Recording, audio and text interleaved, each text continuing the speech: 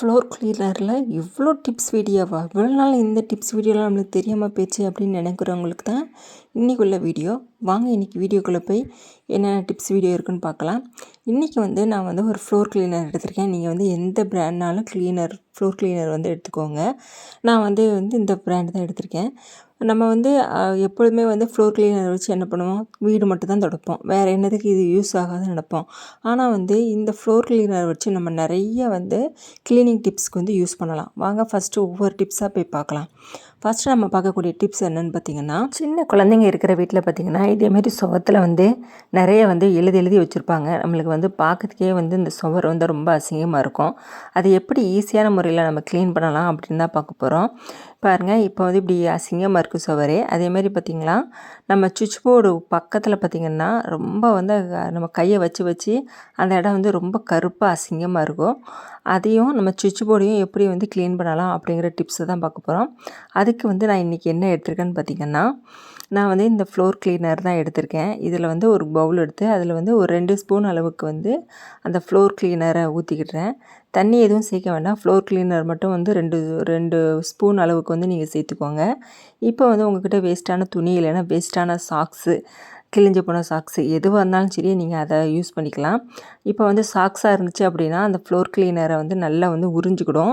அப்போ நம்ம அடிக்கடி தொட்டு தொட்டு தேய்க்கணும் அவசியம் இல்லை. அதனால் இன்றைக்கி நான் சாக்ஸ் எடுத்திருக்கேன். இப்போ பாருங்கள், எல்லாமே உறிஞ்சிடுச்சு பார்த்திங்களா. இப்போ இதை கொண்டுட்டு போய் நீங்கள் எந்த இடத்துல உங்கள் வீட்டில் கரைகள் இருக்கோ அந்த இடத்துல போய் நீங்கள் தொடச்சிங்க அப்படின்னா கரைகள் எல்லாத்தையும் அப்படியே அழகாக வெளியே வந்துடும். அந்த சுவரே பார்க்கறதுக்கு ரொம்ப அருமையாக இருக்கும். இதுக்காக நீங்கள் மெனக்கிட்டு தேய்க்கணும்னு அவசியம் இல்லை. லைட்டாக தேய்ச்சி விட்டாவே போதும். அந்த சுவர் நல்லா க்ளீனாகி அந்த அந்த மார்க்ஸ் எல்லாத்தையுமே எடுத்துருக்கோம். இது நீங்கள் ஸ்கெட்சில் இருந்தாலும் சரி, வேறு க்ரையான்ஸு இப்படி எதில் கிறுக்கி இருந்தாலும் நீங்கள் இதே மாதிரி ஃப்ளோர் கிளீனர் யூஸ் பண்ணி நீங்கள் தொடச்சி பாருங்கள். அந்த இடம் இருந்த இடமே தெரியாமல் போயிடும். அதேமாரி சுவிட்ச் போர்டு பக்கத்துலேயும் சுவிட்ச் போர்டையும் நீங்கள் க்ளீன் பண்ணலாம். அது கருப்பாக எந்த இடத்துல சுவத்தில் அசிங்கமாக இருக்கோ அந்த இடத்துக்கெல்லாம் இதேமாரி நீங்கள் டிப்ஸை யூஸ் பண்ணி தொடச்சிங்க அப்படின்னா அந்த இடம் பார்க்கறதுக்கே ரொம்ப நீட் அண்ட் க்ளீனாகவும் இருக்கும். வீட்டுக்கு ஒட்டரை அடிக்க போகிறீங்களா? அப்போது இந்த வீடியோ பார்த்துட்டு போய் இனிமேலேருந்து வீட்டுக்கு ஒட்டரை அடிங்க. அதுக்கு நான் இன்றைக்கி என்ன எடுத்துருக்கேன்னு பார்த்திங்கன்னா, ஒரு பவுல் ஒன்று எடுத்திருக்கேன். அதில் நம்ம யூஸ் பண்ணுற ஃப்ளோர் கிளீனர் 2 மூடி அளவுக்கு ஊற்றியிருக்கேன். இதோடையே நம்ம வாட்டரும் கொஞ்சம் மிக்ஸ் பண்ணணும். அதனால் ஒரு அரை டம்ளர் அளவுக்கு வாட்டரை நான் அதில் ஊற்றிக்கிட்டுறேன். ஊற்றிட்டு உங்கள்கிட்ட வேஸ்ட்டாக இருக்கிற ஒரு சாக்ஸ் இருந்தால் எடுத்துக்கோங்க. சாக்ஸ் இல்லாத பட்சத்தில் நீங்கள் துணி கூட எடுத்துக்கலாம். இப்போ சாக்ஸ் அப்படின்னா நம்ம தூசி தட்டுறதுக்கு நம்மளுக்கு ரொம்ப ரொம்ப ஈஸியாக இருக்கும். இப்போ பாருங்கள், எங்கிட்ட ஒரு வேஸ்ட்டான ஒரு கிழிஞ்ச சாக்ஸ் இருக்குது. அந்த சாக்ஸை நான் எடுத்துக்கிட்டேன். சாக்ஸில் நல்லாவே தண்ணி உறிஞ்சிக்கிடும். நம்மளுக்கு ஒட்டரை அடிக்கிறதுக்கு ஈஸியாக இருக்கும் எல்லா இடத்துலையும். அதனால தான் சாக்ஸ் எடுத்திருக்கேன். இப்போ இந்த சாக்ஸ் என்ன பண்ணணும் அப்படின்னா, நம்ம ஒட்டரை அடிக்கிற அந்த கம்பு, அந்த குச்சியில் இந்த சாக்ஸை நீங்கள் கவர் பண்ணி எடுத்துக்கோங்க.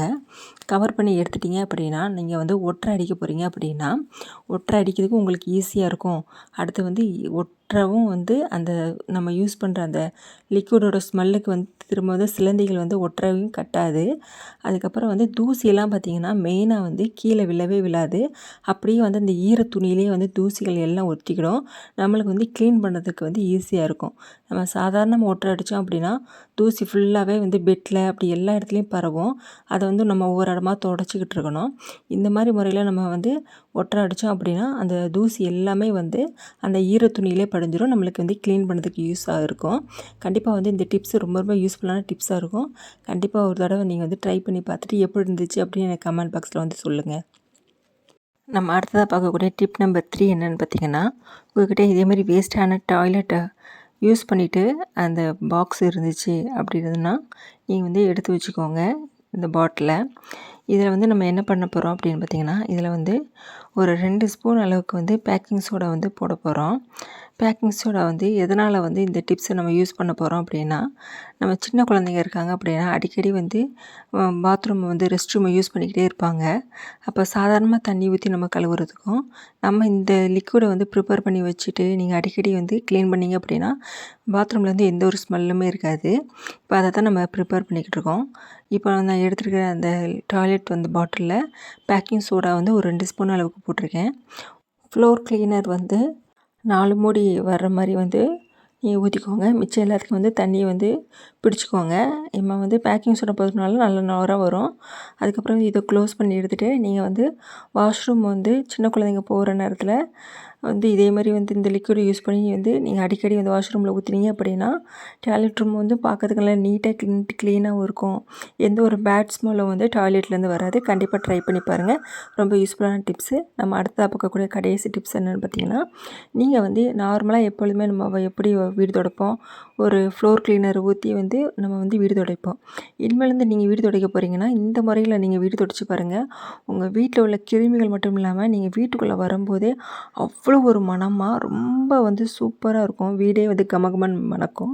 அதுக்கு வந்து நான் ஒரு 2 ஸ்பூன் அளவுக்கு வந்து ஃப்ளோர் கிளீனர் எடுத்திருக்கேன். அதோட என்ன எடுத்திருக்கேன்னு பார்த்தீங்கன்னா, இது வந்து நம்ம வாஷிங் லிக்விட் அப்படின்னா இது வந்து கம்ஃபர்ட் சேர்ந்து இருக்கிற மாதிரி இல்லை உள்ள லிக்விடு. உங்கள்கிட்ட வந்து அப்படி இருந்துச்சுன்னா எடுத்துக்கோங்க. அப்படி இல்லை அப்படின்னா நீங்கள் வந்து வெறும் கம்ஃபர்ட்டை மட்டும் வந்து இந்த ஃப்ளோர் கிளீனரோட ஊற்றிக்கோங்க.